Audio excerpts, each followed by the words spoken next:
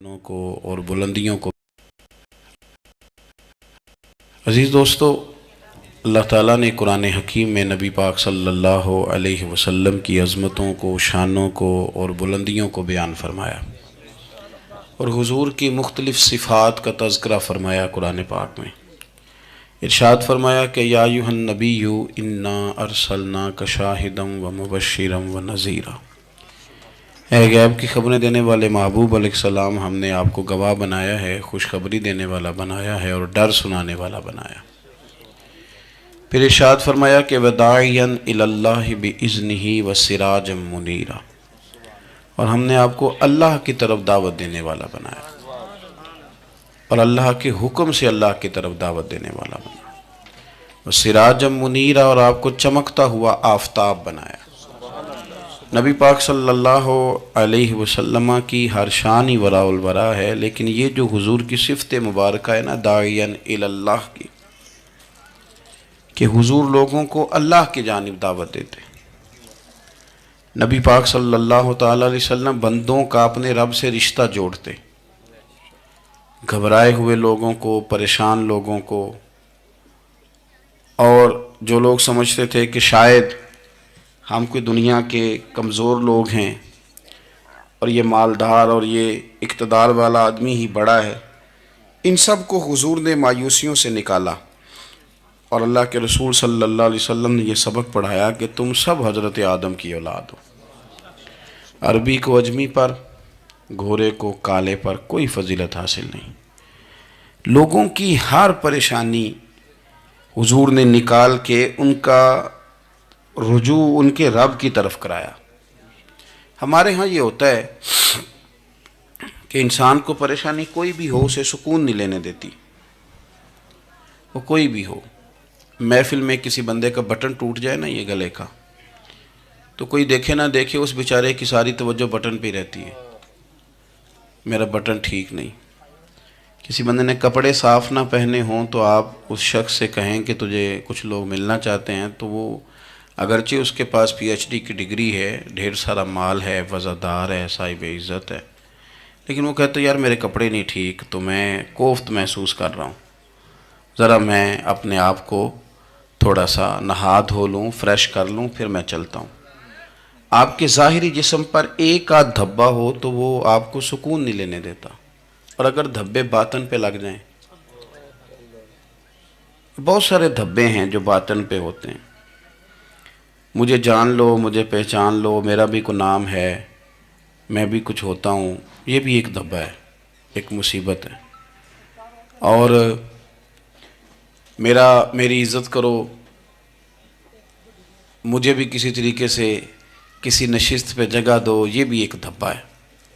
یہ ہمارے ہاں، ہمارے ملک کے اندر سیاستدانوں سے لے کر مذہبی لوگوں تک الا ماشاءاللہ پروٹوکول کا ایک مزاج آیا ہے کہ بھی بڑی دشواری پیدا کرتا ہے عام لوگوں کے لیے، بڑی آزمائش میں لوگ آ جاتے ہیں۔ حسد کر لینا، کسی بندے کی نعمت کو دیکھ کے جلنا، یہ بھی آپ کو بڑا بے سکون رکھتا ہے۔ تکبر کرنا کہ میں کوئی چیز ہوں اور باقی کو تھوڑے سے مجھ سے چھوٹے ہیں، یہ سارے دھبے، یہ ساری نقصان کی چیزیں۔ اور نبی پاک صلی اللہ علیہ وسلم نے تعریف یہ بیان کی، فرمایا ما حاک فی صدرک، یہ جو تیرے گناہ ہیں یہ تیرے سینے میں کھٹکیں گے، یہ تجھے بے چین رکھیں گے، یہ کانٹے کی طرح چبھیں گے۔ تو جتنے مرضی اچھے کپڑے پہن لے، جتنی مرضی اونچی جگہ بٹھا دیا جائے، اگر تیرے اندر کوئی روگ ہے وہ تجھے سکون سے نہیں جینے دے گا۔ رسول کائنات صلی اللہ علیہ وسلم نے نا لوگوں کی توجہ رب کریم کی جانب لگائی۔ حضور نے لوگوں کو بتلایا کہ تمہارا رب نا عاجزی کو پسند کرتا ہے، تمہارا رب سادگی کو پسند کرتا ہے، تمہارا رب انسانوں سے پیار کرنے والے کو پسند کرتا ہے۔ حضور سید عالم صلی اللہ علیہ وسلم نے ہمیں یہ سبق پڑھایا کہ زیادہ باتیں کرنے والے کو نہیں، اللہ سچ بولنے والے کو پسند کرتا ہے۔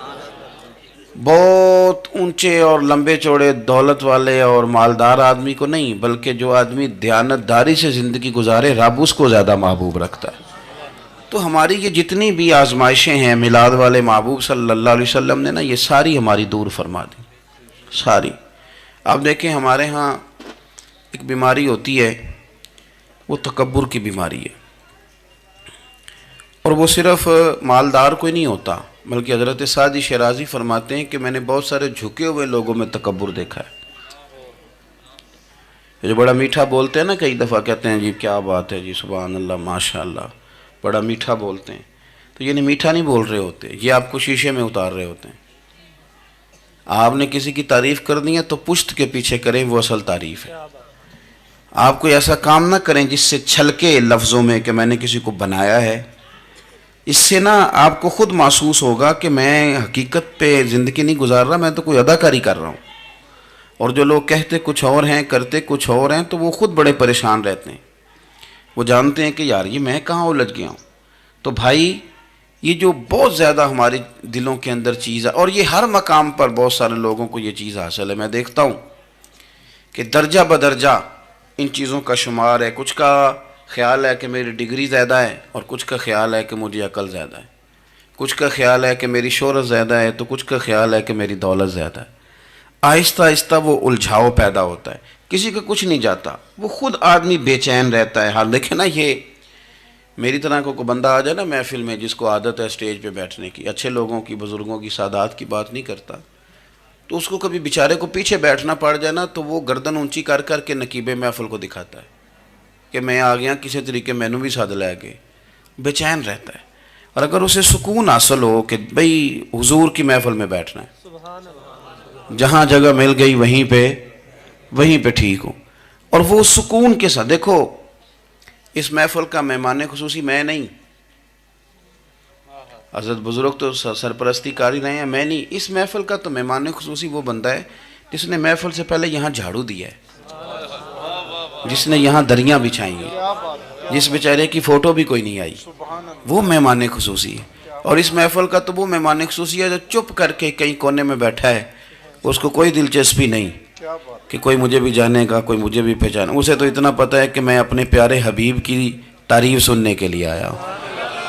آپ اپنے اس طرح آپ کا ذوق دبالا رہے گا اگر آپ عاجزی کے ساتھ، انکساری کے ساتھ، رب رسول کی رضا کے لیے کسی جگہ بھی آپ اپنے آپ کو سیٹ کر لیں گے تو ماحول آپ کا ٹھیک رہے گا، ورنہ آپ الجھاؤ کا شکار ہیں، ورنہ آپ پریشان ہیں، ورنہ آپ تکلیف میں، ورنہ آپ آزمائش میں۔ بخاری شریف میں حدیث ہے، قاضی ایاز مالکی رحمۃ اللہ علیہ نے بڑی تفصیل سے لکھی ہے، راوی حضرت انس بن مالک ہیں۔ ایک بندہ بڑی دور سے آیا نبی پاک صلی اللہ علیہ وسلم کی زیارت کے لیے، بڑی دور سے۔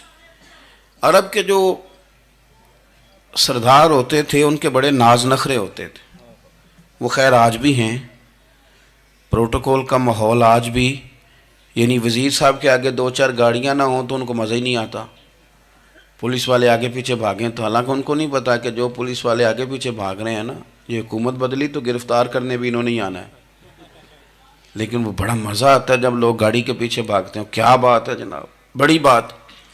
اور ہماری طبیعتوں میں پتہ نہیں کون سی، یہ پیسے پھینکنے والے دوست مجھ سے ناراض نہ ہو جائیں، لیکن میں اکثر سوچتا ہوں کہ یار یہ کس طرح کا کام ہے کہ پہلا کھلارنے پھر آپ اکٹھے کرنے، تو آپ کٹھے دے دیں جس کو دینے ہیں، ختم ہو جائے بات۔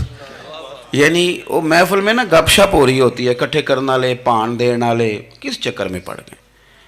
حضور غوث اعظم رضی اللہ تعالیٰ عنہ کی محفل میں شیخ یحییٰ نجاج آیا کرتے تھے، تو وہ کہتے تھے کہ ہم وہاں گنتے تھے آج کتنے بندوں نے توبہ کی، تو ہم سے گنے نہیں جاتے تھے، اتنے لوگ توبہ کرتے تھے۔ بزرگوں کی محفلوں میں توبہ کرنے والے گنے جاتے تھے، ہماری محفلوں میں پیسے گنے جاتے ہیں اور وہ پرچیاں دی جاتی ہیں۔ ایسا نہ کریں، اس سے گھٹن پیدا ہوتی، اور پھر جو نوٹوں والے ہوتے ہیں وہ فرنٹ سیٹوں پہ آ جاتے ہیں۔ بہت سارے غریب سوچتے ہیں کہ میرے پاس بھی اگر کرارے نوٹ ہوتے تو میں بھی آگے ہوتا۔ تو کم از کم یہ جو میلاد کی محفل ہیں ان میں تو سب کو ایک جیسا رہنے دے، یہاں تو امیر غریب کا فرق نہ ہو، اس کو تو مہربانی کریں۔ تو نبی پاک صلی اللہ علیہ وسلم کی خدمت میں وہ شخص بڑی دور سے آیا، تو عرب کے بادشاہوں کا مزاج تھا، پروٹوکول بڑا چاہتے تھے، ان کا تو یہ طریقہ تھا کہ حکمرانی کرنی ہے جیسے بھی ہو۔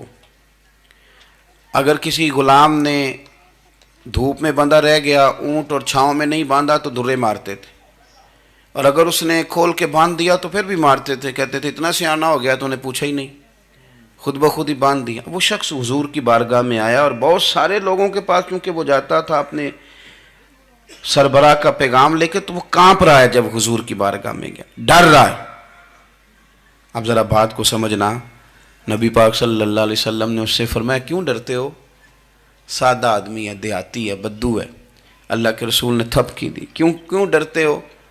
تو کہتے حضور مجھے آداب نہیں آتے اور مجھے ڈر آتا ہے، کوئی بات اگر ایسی ہو گئی آپ مدینے کی حکومت کے سربراہ ہیں تو کہیں آپ ناراض نہ ہو جائیں۔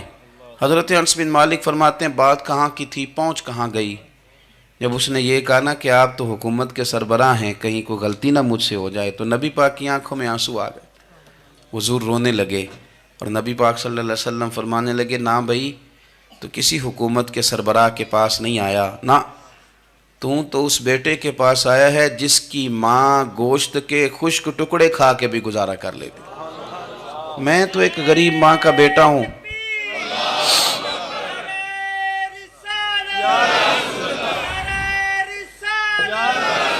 بھائی اگر آپ کا یہ ذوق بن جائے، دیکھو نا آج تو لوگ بھول جاتے ہیں نا، کپڑے بدل لیتے ہیں تو وہ سمجھتے ہیں کہ شاید سارا کچھ ہی بدل گیا، یعنی گاؤں سے آ کر پڑھنے والے بھول ہی گئے ہیں کہ کس کی ماں نے کتنا زیور بیچا تھا۔ لوگ بھول جاتے ہیں چیزوں کو، اپنے ماضی کو یاد رکھیں، آپ لوگوں کے ساتھ پیار کریں، آپ لوگوں کو موقع دیں، آپ تھوڑی سی اور کوشش کریں اس شخص تک جانے کی جو آپ کو مایوس نظر آ رہا ہے، پریشان نظر آ رہا ہے۔ یہ ہمیں میلاد والے محبوب صلی اللہ علیہ وسلم نے درس دیا۔ ایک اور پہلو، حضور سید عالم صلی اللہ علیہ وسلم نے، ہمارے ہاں نا ابھی بھی برادری کی تقسیم ہے، ابھی بھی، اور کچھ میں نے ایسے کمزور لوگ بھی دیکھے، یہ اس طرح کی حرکتیں ہارے ہوئے لوگ کرتے ہیں، ہارے ہوئے لوگ جو اپنے آپ کو سمجھتے ہیں کہ میں کوئی بڑا آدمی ہوں۔ بڑا آدمی تو اپنے اخلاق سے ہوتا ہے، اپنے کردار سے ہوتا ہے، اپنی سخاوت سے ہوتا ہے، لوگوں سے پیار کرنے سے ہوتا ہے۔ باقی یہ کہ بیٹھ کے کہانی سنانا کہ میں بڑا کچھ کرتا ہوں، تو جو کچھ کرتا ہوتا ہے اسے سنانے کی کوئی ضرورت ہے؟ ایک اور بہت سارے لوگ آپ تعزیت کرنے جائیں نا والد کے انتقال کے بعد، تو ان بیچاروں کو بتانا پڑتا ہے کہ ابا جی میرے بغیر دوائی نہیں کھاتے تھے۔ تو میں کہتا ہوں اگر تیرے بغیر نہیں کھاتے تھے پھر بتانے کی ضرورت نہیں، پھر تو سارے گاؤں کو پتا ہوگا کہ تیرے بغیر نہیں کھاتے تھے، اور اگر کوئی دال میں کالا ہے تو پھر تیری وضاحت کوئی بندہ قبول نہیں کرے گا۔ تو آپ کو بتانا کیوں پڑ رہا ہے، اور آپ بار بار اس بات کا ذکر کیوں کر رہے ہیں کہ ہم بہت بڑے قبیلے کے ہیں؟ صاحب اگر آپ بڑے قبیلے کے ہیں تو پتہ ہوگا سارے علاقے کو آپ کتنا لوگوں کا خیال کرتے ہیں، آپ کس قدر محبت کرتے ہیں، آپ کا انداز کریمانہ کس طرح کا، پھر آپ کو بتانے کی کوئی ضرورت نہیں ہوتی، پھر خود بخود خبر ہوتی ہے۔ حضرت سیدنا ابو ذر غفاری رضی اللہ تعالیٰ عنہ، قبیلہ بنو غفار ایک بڑی شاخ تھی قبیلوں میں سے، جو لوگ اس زمانے میں مالدار قبیلوں سے تعلق رکھتے تھے ان میں سے ایک بڑا نام تھا۔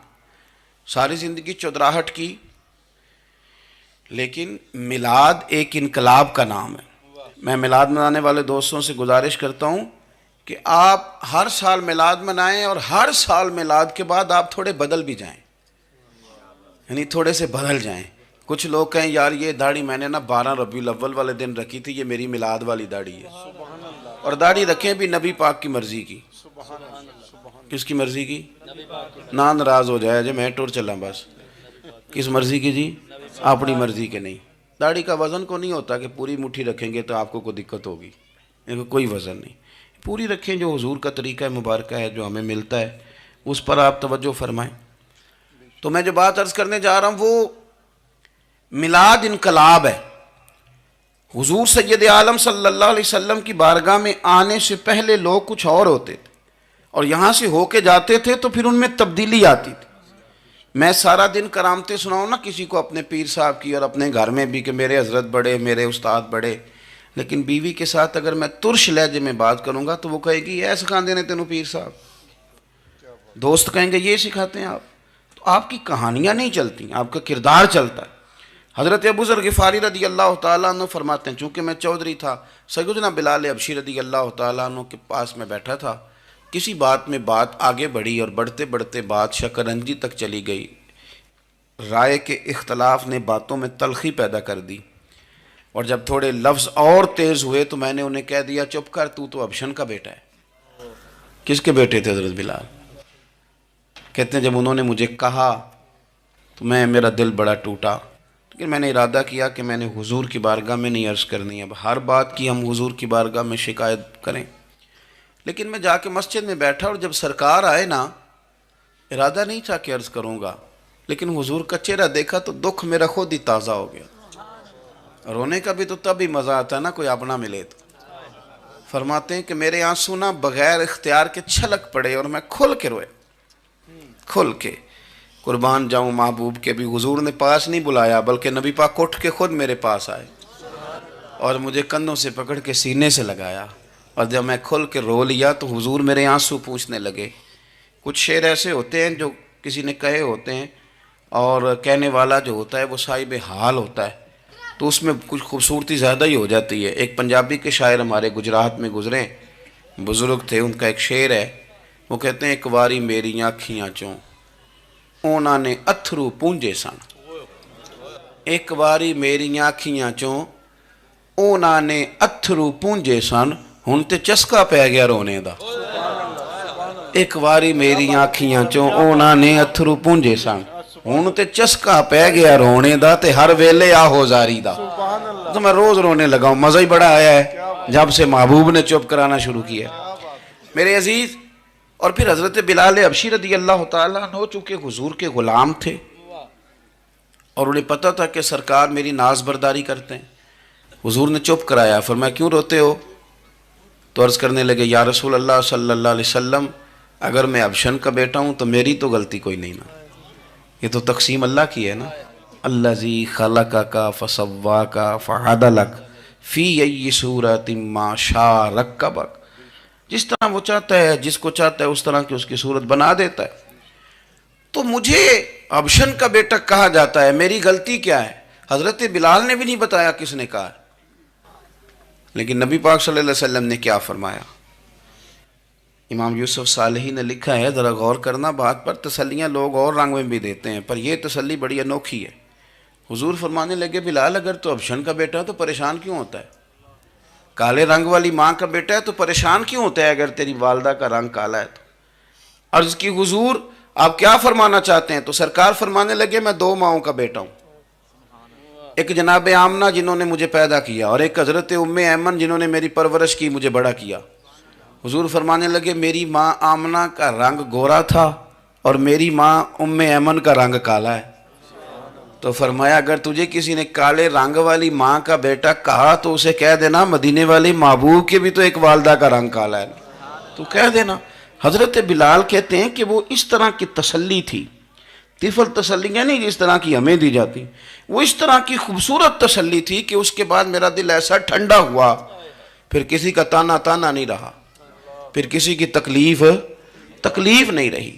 رسول پاک صلی اللہ تعالیٰ علیہ وسلم نے یہ جو آج تقسیم ہے ہمارے ہاں اونچ نیچ کی، چھوٹے بڑے کی، ذات برادری کی، حضور فرماتے ہیں میں نے پاؤں کے نیچے رکھ کے کچل دی، اب اس کا کوئی سٹیٹس نہیں رہا، اب یہ کوئی معاملہ نہیں۔ پھر میرے بھائی ایک معاملہ ہمارے اندر جو اور بڑی شدت کے ساتھ آیا ہے اور جس نے بڑا زور پکڑا ہے وہ یہ ہے کہ ہم نا پڑھے لکھے لوگوں سے معذرت کے ساتھ، پڑھے لکھے لوگوں کا بھی ایک مسئلہ ہے، وہ دوسروں کو جاہل کہنا ضروری سمجھتے ہیں، الا ماشاء اللہ۔ میں اکثر کہتا ہوں کہ یہ تو آسان کام ہے نا، آپ نے کہہ دیا جاہل نہیں جی سارے پنڈ والے، یہ تو بڑا آسان کام ہے، تو جان چھڑانے والی بات ہے۔ ان پڑھ ہیں جی اس قوم دا کچھ نہیں بن سکتا، بھی تو آسان کام ہے، جان چھوٹ گئی۔ میں بھی کھڑا ہوتا ہوں نماز جنازہ کی امامت کرنے کے لیے، کبھی تو کہہ دیتا ہوں کہ جناب آج لوگوں کو نماز جنازہ کی دعا نہیں آتی، تو سوچتا ہوں کہ اگر کسی نے کھڑا کر کے پوچھ لیا کہ آپ نے کتنے لوگوں کو یاد کرائی ہے، ہم نے کبھی کہا کہ آؤ بیٹھو یاد کراؤں، تو اس کا جواب کیا ہے؟ تنقید کرنا آسان کام ہے اور تعمیر کرنا یہ مشکل مرحلہ ہے۔ عزیز دوست، ہمارے ہاں نا ان پڑھ بندے کے ساتھ اور اس بندے کے ساتھ جس کی سوچیں محدود ہیں، ہمارا رویہ اتنا تلخ ہوتا ہے۔ بھائی مزہ تو تب آتا ہے نا جب آپ کو، کچھ لوگ کہتے ہیں میں اچھے کے ساتھ اچھا ہوں، تو اچھے کے ساتھ تو ساری دنیا اچھی ہوتی ہے، آپ نے اس میں کیا کمال کیا؟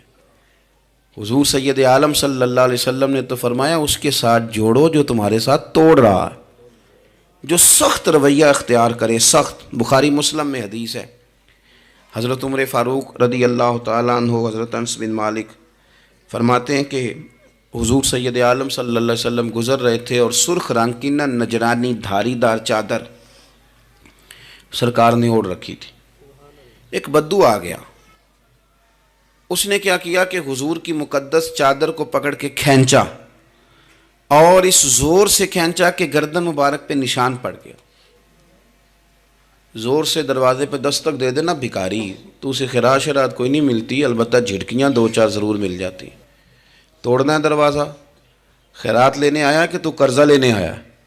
اس نے آ کر کے زور سے چادر کو کھینچا، مقدس گردن پہ نشان پڑ گیا۔ سرکار نے رخ انور پھیرا، کہتا پتہ کیا ہے، میں غریب آدمی ہوں، کچھ مانگنے آیا ہوں۔ بھئی تو گلے میں چادر ڈال کے مانگے گا؟ لیکن یہ آپ کا کمال ہے۔ یہاں اب آپ کے علم کا، آپ کے حوصلے کا، ظرف کا پتہ چلتا ہے۔ کھینچی چادر، کچھ مانگنے آیا ہوں، اور صحیح بخاری کے لفظ یہ ہیں کہ فَالْتَفَتَ إِلَيْهِ فَضَحِكَ، جب محبوب نے اس کی طرف توجہ کی، اس کی بات سنی، اس نے گلے میں چادر ڈال کے کھینچا ہے، نشان ڈال دیا ہے، لیکن جب حضور نے توجہ کی تو فَضَحِكَ، نبی پاک نے مسکرانا شروع کر دیا۔ حضور مسکرائے، یعنی چادر ڈال کر کھینچنے والے، اور یہ چیز آپ کو بڑا کر دے گی۔ آپ یقین کریں، آپ کو کسی نے برا کہا تو آپ نے ڈبل برا کہا تو آپ تانگ ہوں گے۔ ہنڈیا جب جلتی ہے تو اس کے کندھے، ابلتی ہے تو اس کے کندھے جل جاتے ہیں۔ آپ کسی کو اینٹ کا جواب پتھر سے دے کے پریشان ہوں گے، لیکن اگر آپ نے کہہ دیا نا چل یار موج کر، ہور کر لے دو گلا، اور آپ ہنسیں، یہ بڑی پاکیزہ سزا ہے دشمن کے لیے، بڑی صاف ستھری۔ جتن جتن تے ہر کوئی کھیڑے، ہارن کھیڑ فقیرہ، جتن جتن تے سارے لوگ کر دینا کام جتنے آلہ، میں نے جیتنا ہے۔ تو درویش کہتے ہیں جتن جتن تے ہر کوئی کھیڑے، تو ہارن کھیڑ فقیرہ، اوہ جتن دا مل کوڈی پیندائی، ہارن دا مل ہیرا، ہارن دا مل ہیرا۔ کبھی کبھی ارادہ کریں چل کوئی بات،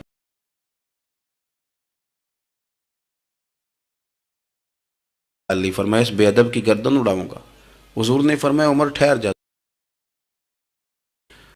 تو وہ تاج بڑا قیمتی پہنتا تھا، ہیرے لگائے ہوئے تھے۔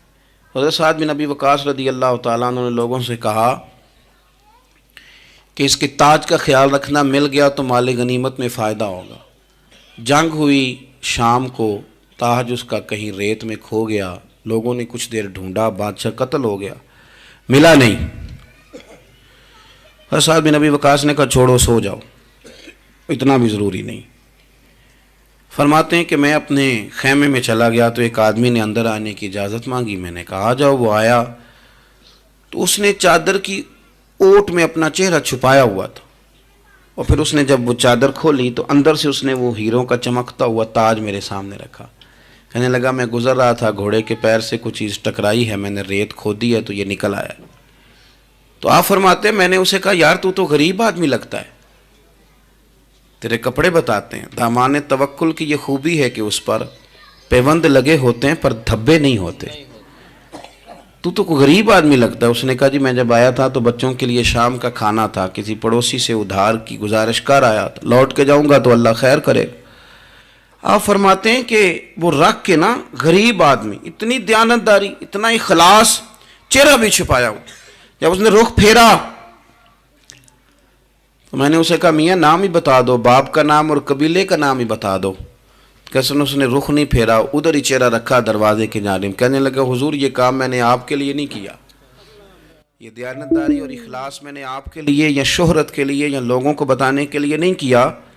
جس رب اور رسول کے لیے میں نے یہ کام کیا ہے نا، وہ میرا نام بھی جانتے ہیں، باپ کا نام بھی جانتے ہیں اور قبیلہ بھی جانتے ہیں، انہیں پتہ ہے میں نے اللہ کی رضا کے لیے کیا ہے۔ تو جن کے لیے کیا ہے انہیں میری اس بات کی خبر ہے۔ اس لیے حضور نے فرمایا ہے کہ اللہ نہ تمہاری جیب دیکھتا ہے نہ چہرہ دیکھتا ہے، وَلَٰكِن يَنْظُرُ إِلَىٰ قُلُوبِكُمْ، وہ جب دیکھتا ہے تمہارے دل دیکھتا ہے۔ تو اس پر توجہ رکھیں، یہ صاف ستھرا رہے تو بڑے سارے کام بن جاتے ہیں۔ اللہ عمل کی توفیق رفیق عطا فرمائے۔ آخر دعوانا ان الحمدللہ رب العالمین۔